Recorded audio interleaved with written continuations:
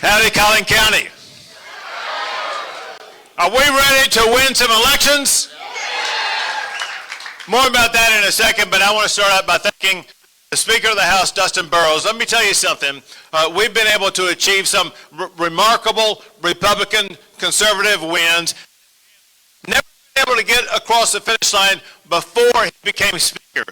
To get those things across the finish line, we needed a conservative Speaker. We got him, and now we delivered the most conservative victories ever. I'd like to say.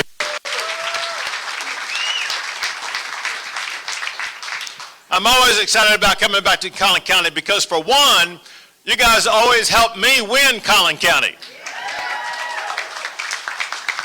I won Collin County last time. I'm going to tell you something else. I am going to win Collin County again this election cycle. And just as, if not more important, all of these representatives behind me here today, they must win Collin County also. But let's be serious about something here. Elections are not won. Just takes a little hit on it. Elections are not won by giving speeches. Elections are not won by TV ads. Elections are not won on Twitter. Elections are won by knocking on doors, talking to constituents, explaining to them who you are, what you stand for, what you're going to be doing for them. We have to put in the manpower, the money, and the resources to make sure that gets done, and that's going to require every single person in this room. And I'm here to let you know I'm not coming empty-handed. I'm providing you a tool today that all those phones you're holding up right now you're going to be able to use. The tool is called Abbott Impact. It's an app you can download on Apple or Android.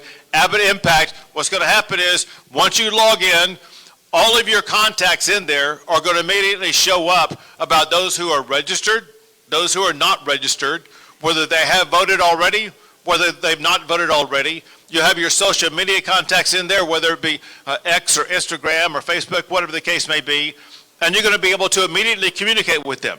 Here's so valuable, and that is, listen, we've already had 1 day of early voting. By the way, who here has already voted early? Man, that's pretty paltry right there. There you go. All right, so she wins the day. She said she was waiting for me. So I'm gaining from that as soon as we're done today, you're going to go vote early. All right, that's exactly what we want. Those early votes matter a lot, but here's the point. After you go vote early today, and you have other friends in your neighborhood, in your church, or whatever the case may be, and you want to make sure they go vote also, you're going to know tomorrow whether or not they have voted today or the day before. And you're going to be able to call them and say, hey, Sandra, listen, we really need you to go vote. I've noticed you have not yet voted. Promise me you're going to be voting tomorrow. And you know what? If it doesn't show up tomorrow that she voted, call her back again. Sandra, we talked about this the day before. And so you're going to find it the most handy tool you've ever used. And let me explain why that tool is needed in this election more than any other election. You know, you have a whole lot to be proud of with these elected officials behind me. But what you have to understand is how incredibly close and tight this election cycle is going to be.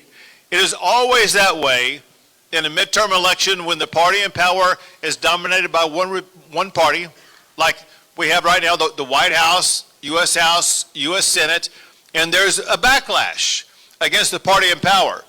Go back not too far in your memory banks and remember what happened in the state of Texas the last time we had a midterm election with Donald Trump as president. That is when Beto O'Rourke got within 2 percentage points of beating Ted Cruz. Let me tell you a reason why that race got so close. And that's because Ted Cruz didn't pay any attention to some congressman nobody had ever heard of before out in way far west El Paso, Texas, until Beto had gained so much traction, raised so much money, and got so incredibly close to Cruz, only in September of that election year did Ted Cruz take it serious. And that was almost too late. Had he waited 1 month longer, it probably was going to be too late. We have the benefit of learning from that lesson. We now know how close things are going to be. We've seen what happened in some of these special elections in Texas already and special elections in other states. And if that is not a wake-up call, I'm not sure what is. And so what I'm trying to do is to emphasize the wake-up call that we got the last time we had a midterm Trump election in Texas, the wake-up call that we got in Fort Worth, in Louisiana, in Virginia, in other states already, showing the dynamics in this election are far different than the prior election. What I'm saying is this: doesn't mean we're going to lose.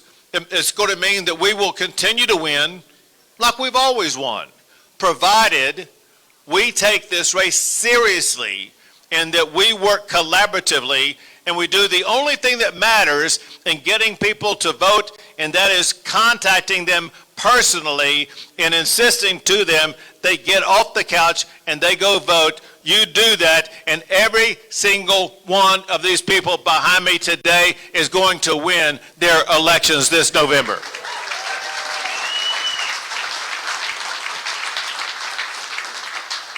And if you want information to try to persuade anybody who's saying, well, I don't really know who to vote for, you know, they're all alike or whatever the case may be, nothing could be further from the truth. Let's just go back to the way things were when Trump had his midterm election back in 2016 the way they are today. In 2016, we used to have to run against Democrats. Well, they're no longer Democrats. They self-identified, they put on their yard signs, they are socialists. They are exactly like Madami the Commie, the mayor of New York City, and they're trying to impose those communistic, socialistic, Marxist policies on our state. It will destroy our state. Listen, all of us have one primary goal this election, and that is to not let the leftists take over our state, and we together must keep Texas, Texas.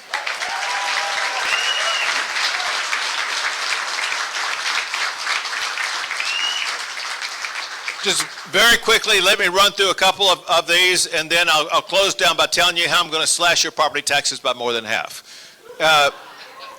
There you go. Listen, we had to pass a law this session to course correct all the leftist, progressive, socialist Democrats. What socialist Democrats believe in is not keeping dangerous criminals behind bars. And you have socialist Democrats over in Dallas, they're in Austin and San Antonio and Harris County. And for all I know, there may be even some here in Collin County. I don't think so. I don't think they would survive very long, but you never know. The point is, what these judges have did is murderous, because there now have been more than 200 Texans murdered by someone who had previously been arrested for murder, let out of jail on low or no bond, only to kill again. That is a crime by public policy, and it had to come to an end. And we worked together and passed laws and even a constitutional amendment to make sure those dangerous criminals remain where they belong, and that is behind bars.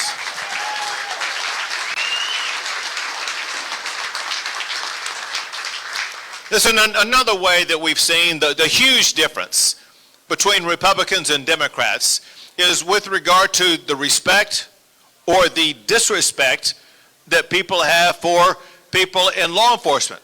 Remember the defund the police movement that began in Minneapolis? It seems like all these things these days begin in Minneapolis, but it began in Minneapolis and it spread to Chicago and New York and California and Portland and other places.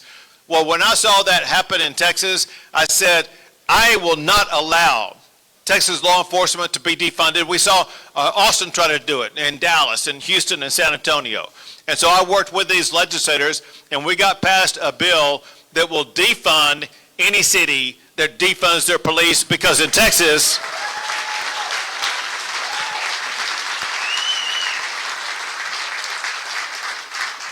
In Texas, we support our law enforcement officers, period.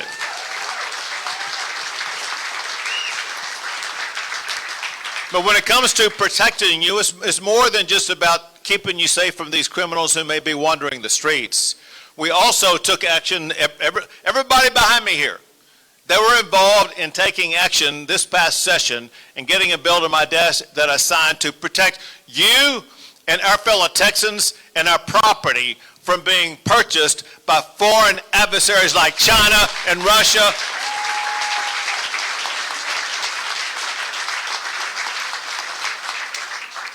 And there's something else going on, and the bad news is it's going on right here in your county, in your neighborhoods. I think you know what I'm talking about. Say it again. Yeah, exactly right. So, well, I'm going to tell you both stories because you got Epic and you got the Meadow. Let me give you an update on what's going on both of them. First of all, when Epic started claiming that they had created a city center, which was really nothing more than a drawing, they never broken ground, they never began instruction or anything like that. The state of Texas conducted 5 investigations from 5 different state agencies to investigate them and to halt their ability to get anything going. After that, the Texas Attorney General filed a lawsuit to put a stop to it, and Epic was exposed for the fraud that they were, and they had to completely shut down. They stopped any development. Then so much so, you can applaud if you want to, but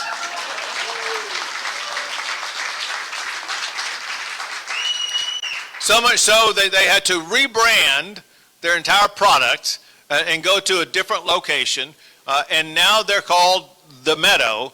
I mean, how inoffensive is that? We're just a meadow. But here's what happened. It's not like we were asleep at the wheel on that. We followed every step of the way. And what we found is when creating the Meadow, they were violating the same things they violated when they created Epic City. And so we got engaged again, and we got the Texas Housing Authority to launch an investigation, to file a complaint, and that complaint led to the Housing and Urban Development Agency in the Trump administration to get involved, to pick up our complaint, to file their complaint, and now the Trump administration has filed a complaint against the Meadow.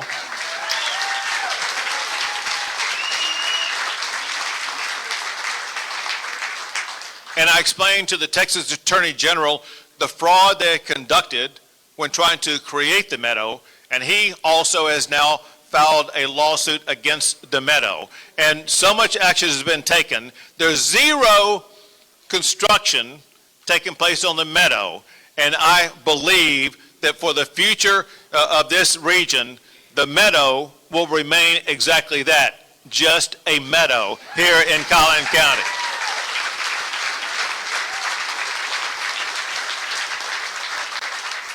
But along the way, in addition to what I told you, we took additional action because we truly wanted to put a nail in the coffin of Epic City. And so over the course of the session, there was a leader in the Texas House who took the bull by the horns, and that is Candy Noble, who got a law to my desk.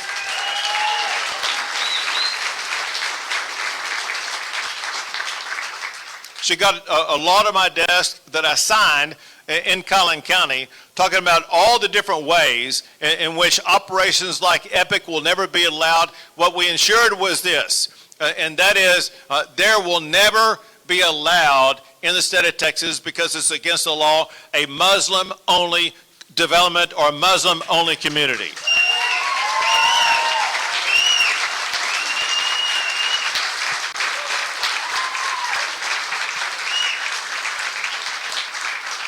To be clear, this clearly violates both the Texas law and the Texas Constitution. No more no-go zones, no more radicalism, and this is also why you may have seen I did this. The worst of the worst of these organizations are the Muslim Brotherhood and CARE, who have set up operations right here in the Dallas area, even in the Collin County area, And because of the power vested in me, I designated both of them as foreign terrorist organizations who are not allowed to operate.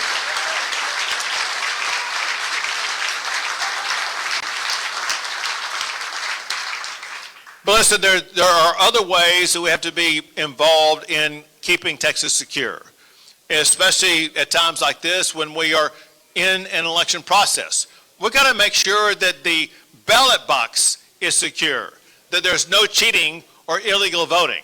And so we passed several laws. One, and this is just common sense, one is that to vote in a Texas election, you must prove that you are a United States citizen.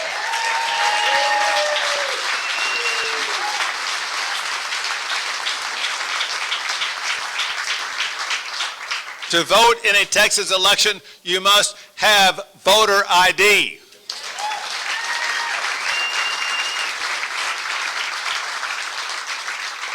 And have y'all heard about this issue about what's called ballot harvesting? You know what that is. And I don't know the extent to which it exists in Collin County. I know other counties in the state of Texas where it's very prolific. We shut that down also because I signed a law that bans paid for ballot harvesting. That is now a crime in the state of Texas.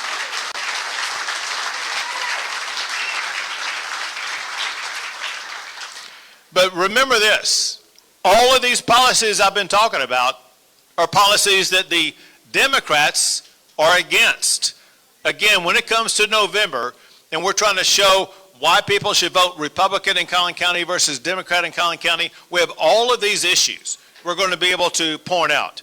Let me mention just a few other. We got a lot of great candidates to be here talking about. One, just very quickly, remember this. We lived under the most harsh conditions ever as a state when Joe Biden was president, when he allowed millions of illegal immigrants to cross the border, be stashed in our state, many of whom were murderers, rapists, criminals, and I know personally some people who were killed by Tren de Aragua here in the state of Texas. And that's why not only is Texas the only state to do things like build our own border wall, put the National Guard down there, those big buoys in the river, but know this, we have not backed off. I posted a story last night talking about how we just made arrests yesterday of criminal illegal smugglers. We work day in, day out to make sure we stop that, knowing this one fact. Yes, we have a president, and President Trump now, who's doing more than any president ever to secure the border. But listen, our job as Texas leaders is not just to have a secure border for the next 3 years. We have to have a secure border for the next 30 or 40 or 50 years.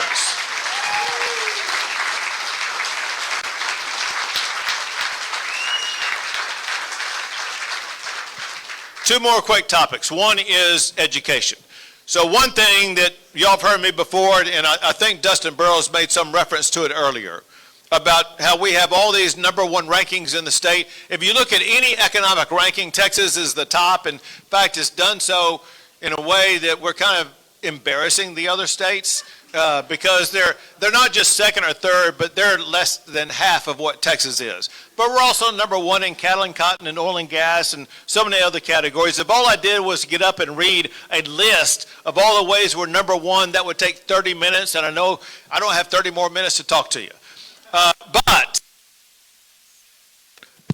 what I had, my time is, it's like going to have to, like a parking meter, I got to put another quarter in there to keep it going. But one thing I told the legislature, one thing I mentioned in speeches, the time has come for Texas to have another number one ranking.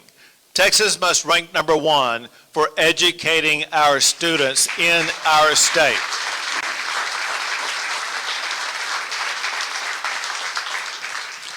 And that takes more than a saying. It takes more than a promise. There are certain elements that have to be pieced together to be able to achieve that goal. And the good news is that we passed all of those elements during this last session.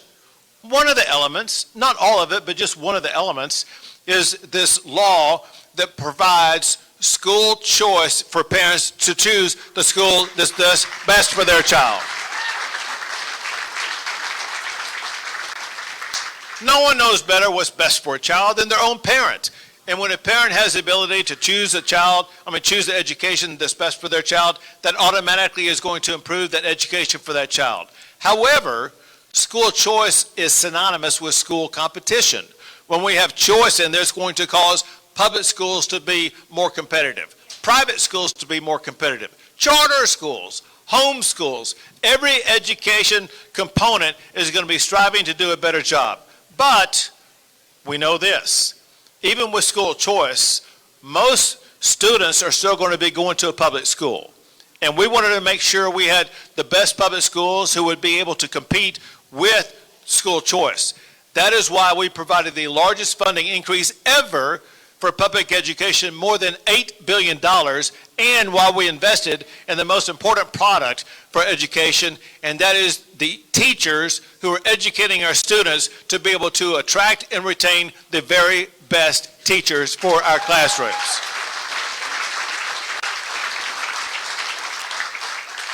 But listen, even if we have the best teachers in the world, it's not going to work if we have a faulty curriculum.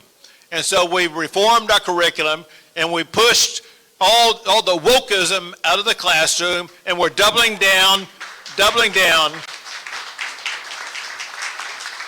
on what they need to learn, the reading and the writing and the math and science, for them to be leaders in the United States going forward. And yes, we are now teaching phonics in the classroom and cursive writing in the classroom.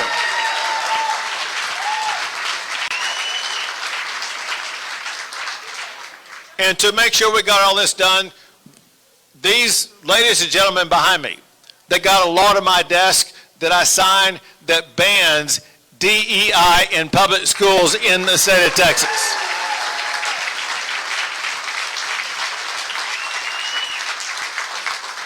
That bans boys and girls sports in the state of Texas.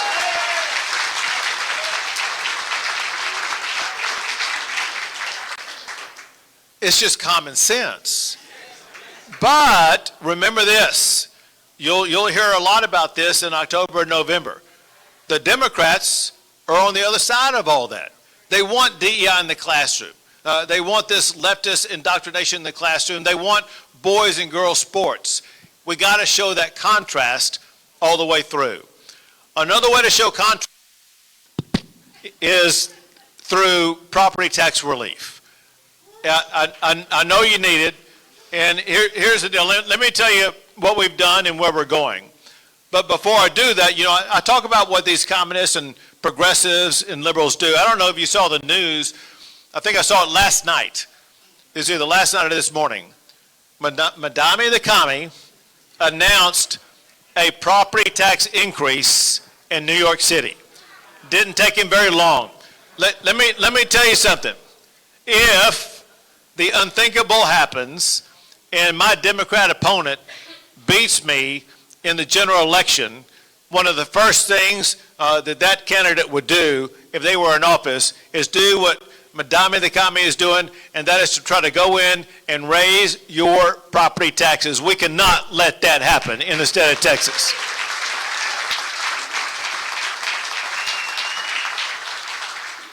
So let me tell you what we just did this past session, which is what we've done the past couple of sessions. We went in there and we increased your homestead exemption. You have a homestead, and there's a certain amount of the value of that homestead where you don't have to pay taxes for your school district. And when I was first governor, that homestead exemption was $15,000. Now it raised all the way up to $140,000. What that means is the first $140,000 valuation of your house is not going to be taxed by the school district. Instead, the state of Texas is going to pay for that cost. And if you were a senior, none are here today, but if you were a senior, it would be the first $200,000 that would be exempt from the school district property taxes. But let me tell you something. There's been exactly nobody, zero people, come up to me and say, listen, man, what y'all have done to increase that property tax exemption, I'm good with. I'm happy with my property tax bill. That's fixed. Go work on something else. No one's saying that because it still is way too expensive. And what I'm telling you is this. If we go back to the next session and we repeat the same thing we've done in the past, and that is to increase your homestead exemption even more, we're doing that old saying, going back and doing the same thing over and over again, expecting a different result. That is insanity. We must stop the insanity. So here's what we got to do, and if we follow this plan, it will more than cut your property taxes in half and leave them enduringly cut. Number one, and that is we must stop the spending that leads to property tax increases to begin with. We must put in place policies that constrain every property taxing authority from being able to spend more money. Number two, your property taxes should never go up without you having the ability to weigh in on your property taxes and have a vote on it. So every property tax increase must be voted on and should be required a 2/3 vote before that property tax increase can increase. That'll stop most of it right there. But another thing that is painful to so many people is their appraisal bill. I've had people come up to me with their appraisal bill, fearful about even opening up, knowing that when they open up that appraisal bill and see how high their appraisal is, they're not going to be able to live in their home anymore. And I've talked to people across the state, and they agree with what I want to tell you. And that is, the reason why your appraisal bill goes up so much is by current Texas law, it's allowed to go up 10% a year. And year after year after year, you truly are priced out of your home. That must stop, and we must, by law, reduce your appraisal increase to no more than just 3% a year.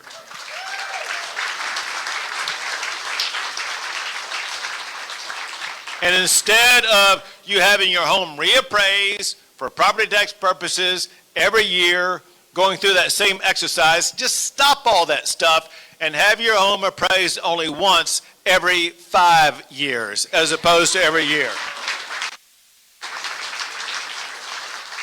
Now, if that is all we did, it would change the game, but I'm going to mention one last thing. This one last thing will, by itself, cut your property tax bill by more than half. Knowing that the largest part of your property tax bill is what you pay to your public schools. Listen, the public schools and the funding for public schools, that is a state responsibility. The state should pay for our public schools, not your homestead.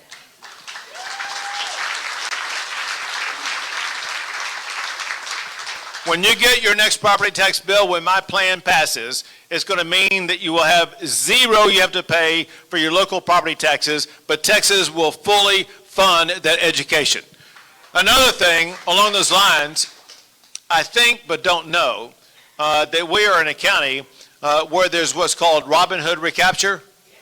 Yeah, so when we get rid of that school district property tax, that's also going to eliminate Robin Hood recapture.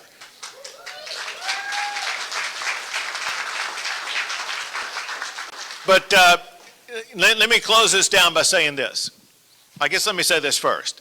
And that is, when we do the reforms I'm talking about, when we accomplish together, everybody behind me here, first they got to get elected, then we work on these things, and we get your property tax relief passed, Texas is pretty much going to be the most affordable state in the United States of America.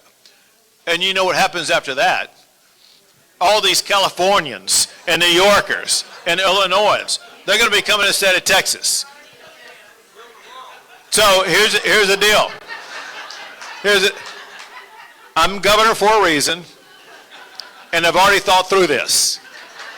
And what we're going to do, we're going to stop spending the billions of dollars to build the wall on the southern border, and we're going to build the wall on the northern border, on the eastern border, on the western border.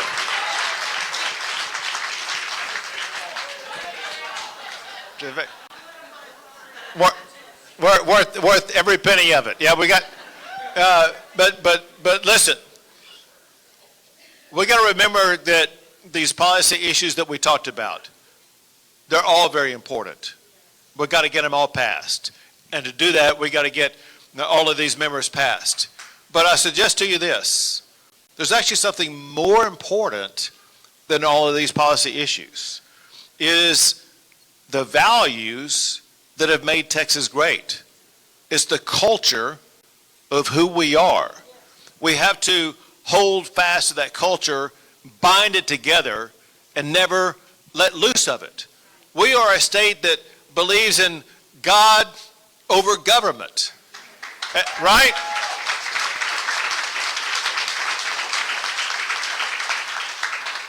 We believe in freedom over fear. We believe in something that not all states believe in. We believe in the inherent greatness of what it means to be a Texan.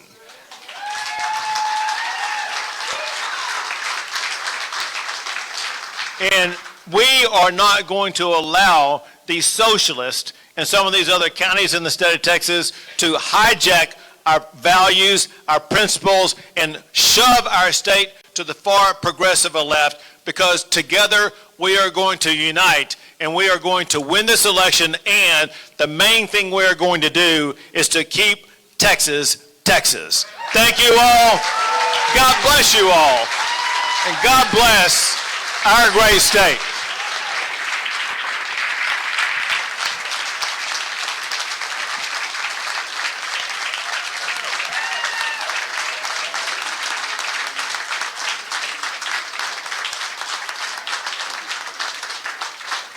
Ladies and gentlemen, you can see that our future, our children's future, and our grandchildren's future are better off because this man is our governor. Let's give him one more big round of applause.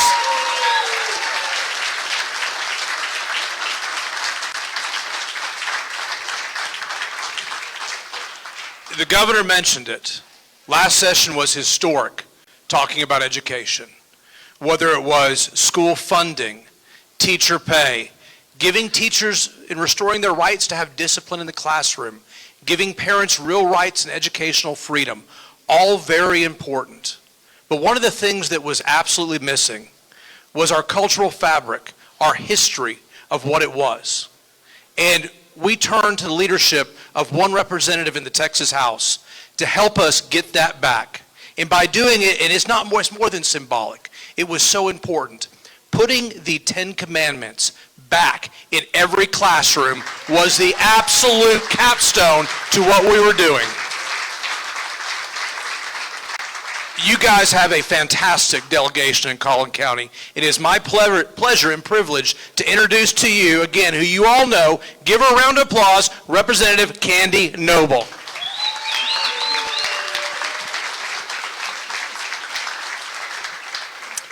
Okay, I have to admit, they took my talking points, and I love that. With your help, I was able to stop Epic. You, Governor, you, Speaker, I'm so grateful for the way that y'all just came together to help that. With their help, I was able to put the 10 Commandments back into classrooms. One that they didn't mention was with their help, we were able to stop waste, fraud, and abuse in Medicaid and our social services. And that's something to be proud about as Texans. And with their help, we were able to put a constitutional amendment on the ballot that says if you are not a citizen, you do not vote in Texas.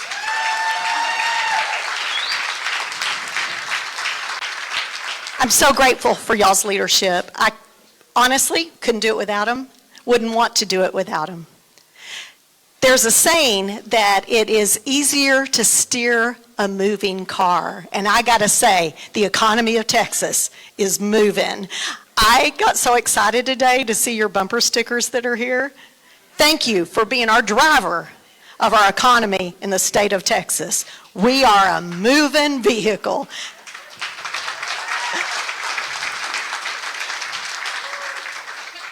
I've got to tell you, there's some lies out there. Don't believe them. believe what you know, and that is that Texas is a place of limited government, of individual liberty, of free market, and traditional values, and we're going to keep it that way with your votes. Please turn out and vote, and I am honored to serve you and ask for your vote today. Thank you, Representative Noble. The next introduction, if I was to sit there and write a laundry list of the legislative career that I would have, I would look at this man's accomplishments. He has passed just about everything you can imagine, whether it's helping our teachers have their rights, whether it's truly fighting the woke agenda. He has done many, many, many of the big lifts the Texas House has called upon him. But if you want to know where his heart is, it's obviously partly with his wife, Becky, but it's also with protecting those who've been abused. When I talk to this man, and I consider him a dear friend, when he gets excited, and it may not be the ones that get all the votes and people talk about, but making sure traffickers, predators, and pedophiles cannot be protected by the legal system. Your chairman, Jeff Leech, has fought and done more for those victims than everybody. He is truly a man who has a moral compass and a belief system and represents you proudly. Let me introduce to you my good friend, Chairman Jeff Leech. Thanks, Speaker. Appreciate it. Thank you, Mr. Speaker, and thank you, Governor. I now think you're officially, if I read your Twitter right last night, you're now officially Governor Hot Wheels, correct? Okay. So, thank you, Governor Hot Wheels. Welcome to the heart of Collin County. You're in House District 67 right now, or as my kids like to say, House District 67. I don't know what it means, neither do you. But welcome here. There you go. The one thing I want to say is this, that in 2 weeks from now, March 4th, the primaries, with maybe a few exceptions, maybe a few lingering runoffs, the primaries are going to be behind us. And everything that the governor just talked about, everything that the speakers talked about, and Representative Noble, all of the conservative victories that are due in large part, if not wholly, to you and to the people of Texas who have elected conservatives like I stand with here. Because of you, the state of Texas is where it is. But on March 4th, it is incumbent upon us as Republicans to be done with our family meeting, to be done with our family fights, to be done with throwing food across the table, and to come together like we never have before and to unite. Because I promise you that if James Tallarico or Jasmine Crockett or Jean Wu want one thing, it's for us in this room to continue to fight. It's for us in this room to continue to be split and to not be united to fight for the future of the great state of Texas. So you have my commitment that when I win this primary, and when we win this primary, we're going to work with you and lock arms with you like never before. Why? Because if we lose Texas, we lose this country, and we cannot let that happen. God bless you. Thank you for being here. Thank you, Chairman Leech. The newest member of your delegation impressed me for a lot of reasons. But what I think I like the best is her being a small business owner. It is still the business of Texas to have small business who know what it's like to actually create jobs and make this economy work. She has not only won my support by voting and helping getting all these things done, she has also earned my profound respect, and I hope yours too, and your vote. Representative Carissa Richardson.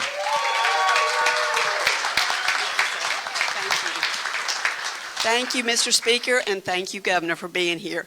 Y'all, it is such a blessing to see all of you out here united together.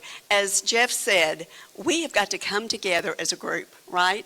So JR and I have been here a long time. Our grandchildren are 11th generation Texans. So we're Texans before we're Americans. And the thing we want most is to keep our culture strong in Texas. You know, we got to take care of this for the kids, for our grandkids.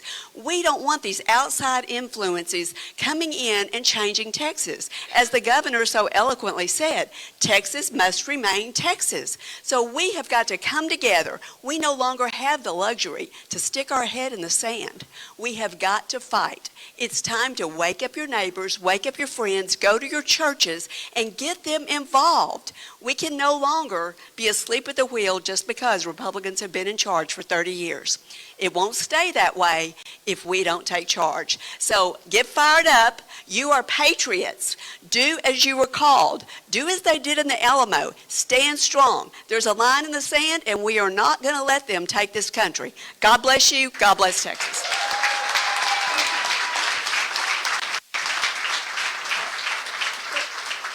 Thank you. The next gentleman you'll hear from, I know him as one of the conservative forces of nature in the Senate. During this last session, all these accomplishments, he was a key instrument and part to getting it done. And he earned the governor's trust and respect so much that he's now the acting comptroller. And we're talking about making sure school choice plan gets implemented well.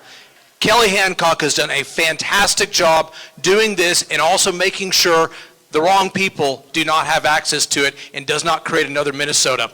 Thank you, your comptroller, Kelly Hancock. Thank you, my friends. Thank you, Collin County. I am from Tarrant County, but I represent right now the entire state of Texas, so I'm from Texas. So thank y'all for welcoming me. I am Kelly Hancock, and I do have the incredible privilege, thanks to my good friend, our CEO, Greg Abbott, the governor of the state of Texas, who when he was looking for a CFO, which is what the comptroller is, to replace Glenn Hager, who went to be chancellor of Texas A&M, I'm the one that got that lucky phone call to become the purveyors, to watch over your dollars, the revenue of the state of Texas, the 8th largest economy in the world, and we're about to chase France and become number 7. So thank you very much, Governor. It's been a privilege. But when I got there, we had work to do. One of the things he knew of my background, and I'm not a rhetoric guy. You don't catch me, and these members know, I'm about the work. I'm about results. I may not be the loudest screamer in the race, but I can point to results versus rhetoric. And so let me give you some of those. When I walked in the office, we were being sued over our HUB program, historically underutilized businesses. Let me make it simple for you. DEI under different letters. A race and gender-based program for procurement and contracts throughout all the agencies, and we write those rules. And when I got there, I said, we're not going to fight this. It's not constitutional. They've already gotten rid of it in higher education, and our governor has asked that we get rid of it in all of our agencies. So in the first 60 days, we got rid of DEI in all agencies, on all contracts, on all procurements. Everyone in Texas is going to have a fair shot at doing business in the state of Texas, and we're going to look for not race or gender-based criteria to how we spend your money. We're looking for best value. And when we did that, we actually dozed because there were hundreds of employees across agencies that simply dealt with HUB. So we started dozing the agencies within the first section, and then the governor invited me to serve on TRIO, which is Texas Doge. And we've had 3 meetings already, looking closely at how we can trim down government, make it more efficient, make it more effective, get better value for your tax dollars so that we can fully fund education. We can take those dollars and move them to reducing your property taxes.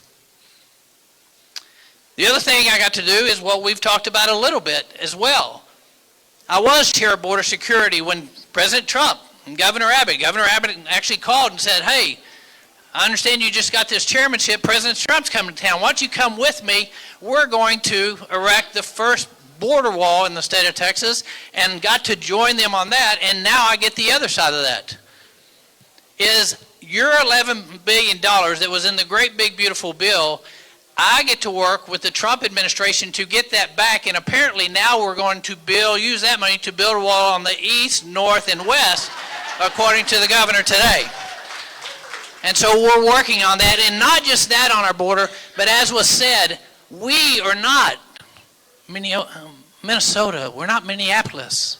And so we're providing funding through grants that everyone up here allowed us to provide to law enforcement for their work with us to address illegal immigration across the state of Texas. And those grants started in January, and we're happy to dole those out through our office. But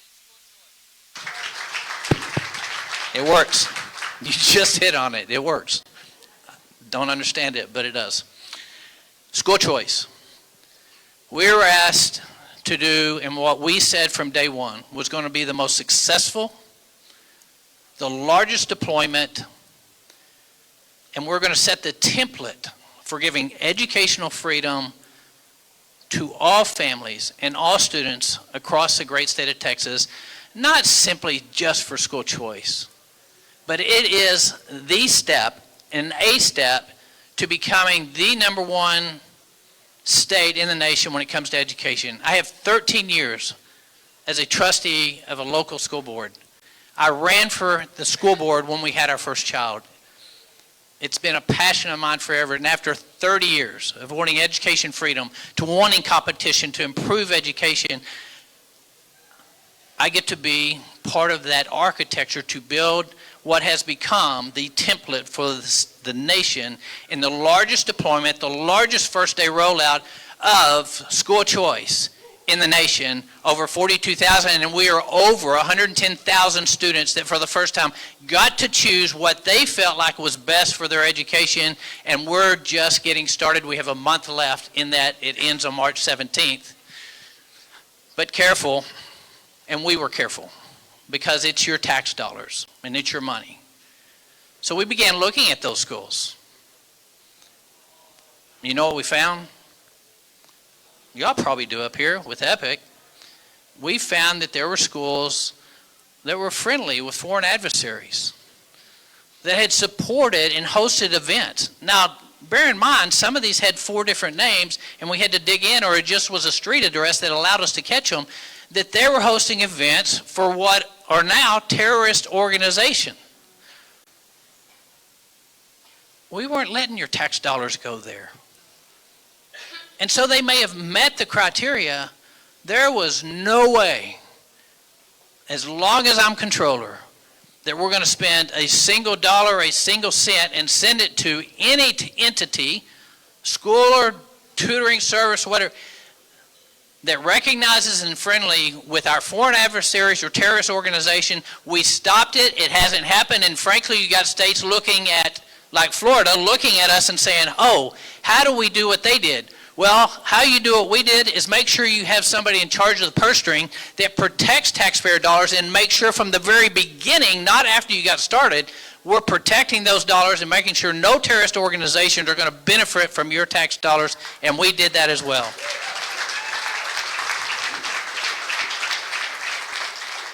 My desire, the governor's desire, is that he has a CFO that he can work with, not one that works against him and has historically worked against him. My name's Kelly Hancock, and I want to be that guy. You've heard the results. You can take results or rhetoric, but I hope when you vote on results, and we have a proven track record of that. I appreciate it. My name's Kelly Hancock, and I would appreciate your vote. Thank you, Kelly. Last but certainly not least, I'm introduced to you a man who has a compelling story about a business that he created and has been very successful, who's been traveling the state and has been winning people over with his charisma and charm. Help me welcome agricultural candidate, commissioner candidate, Nate Sheets. Well, Collin County, it is great to be home. I live about 2 miles away from here with my lovely wife, Patty Sheets, of 30 years, and our daughter, Sophie, over here. You know, we spent the first few years of our marriage working beehives. I bought a beehive back in 1996 as a hobby after she said we needed a hobby together when we first got married. That's not the hobby she was thinking about. But we turned that into what today is the largest honey company in America, Nature Nate's. Hopefully it's in a lot of your pantries. Now I'm going to be on your ballot. But we started it by testing all the honey to ensure that the things that were in the honey were only the things that we all wanted in our honey, just honey, and not pesticides, herbicides, fungicides, corn syrup, rice syrup. Because Texans deserve to know what's in our food. You know, right now, agriculture is in the worst state that maybe it's ever been in Texas. I was just down at a farm in Beaumont, and a rice farmer was sharing with me that he just sold his crop for 40% less than it actually cost him to make it. 40%. Farmers can't afford to be in business, and that's the reason why we lost 60 farms this week, and 68 farms the week before, and the week before, and all the way back to 2018, we've lost 18,000 farms in Texas. Small family farms. You know, we talk about Epic and Meadow and these other areas that are happening in Kaufman and Rockwall County.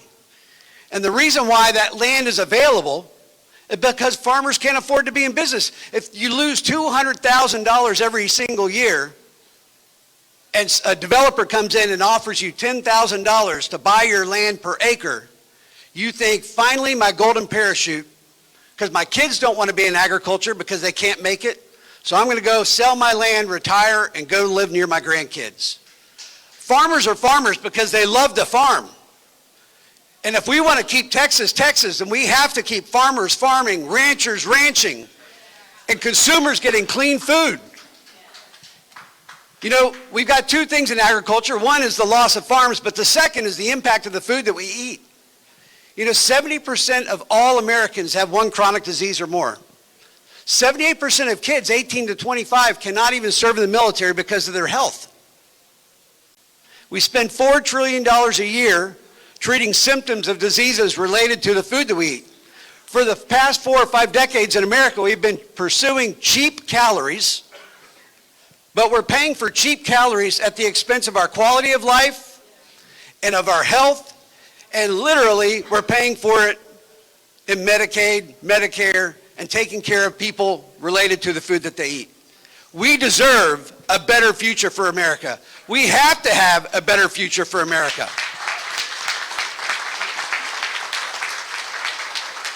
And we can do it. We can do it. I've done it.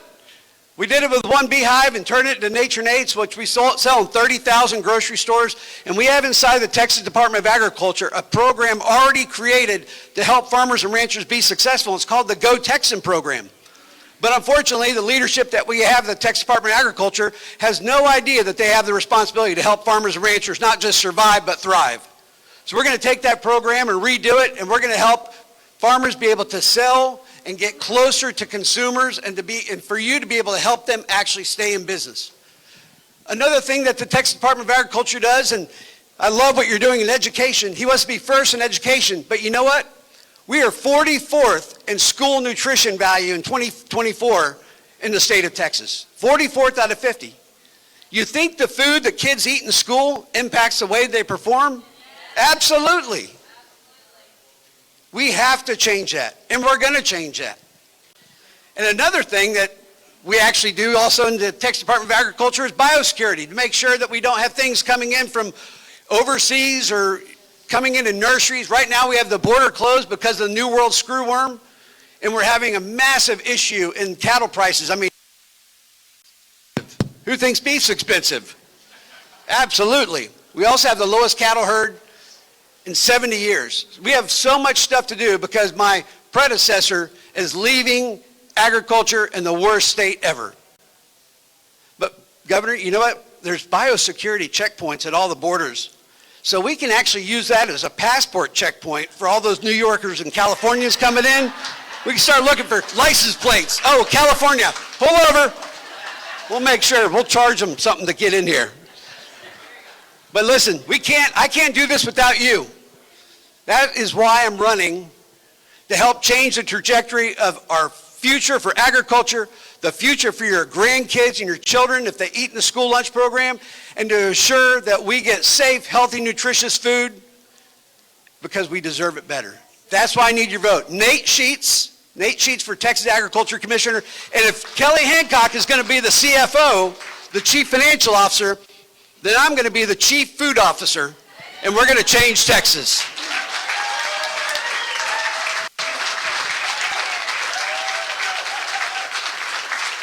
All right, hold on before you leave. I have some very important instructions as we conclude this. The governor and everyone here is going to be around if you want to get your picture taken and shake hands and thank him, okay? Second thing, Once you get done with that, and you've not already early voted, go vote today. And that will free up time to call your best friend and your family member and make sure they also voted as well. Thank you, God bless you, and God bless Texas.